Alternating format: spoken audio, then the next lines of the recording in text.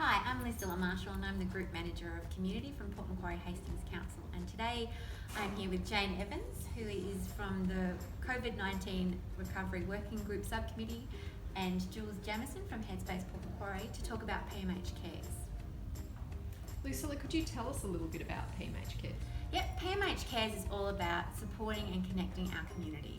It's about providing support, looking out for our vulnerable community members, and looking at ways that we can bring people together. So Jane, could you tell us a little bit about how this concept of PMH Cares came about? Sure.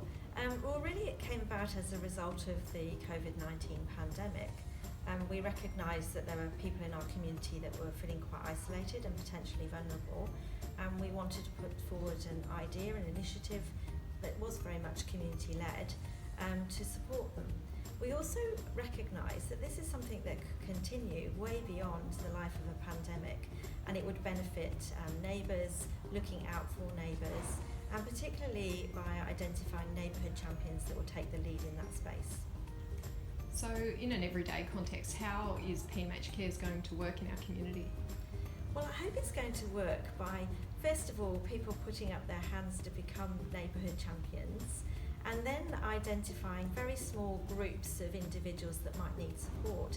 It's likely to be street by street, or it could be a small rural community or a village, and I think there probably are people who are already doing this out there that might want to jump on board and get some of the supports that are available.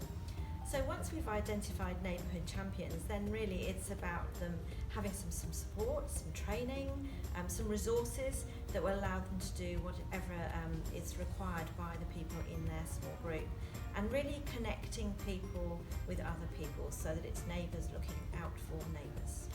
And Council will provide that support for the neighbourhood champions, and that network of neighbourhood champions then becomes the driver of this community change and community care system.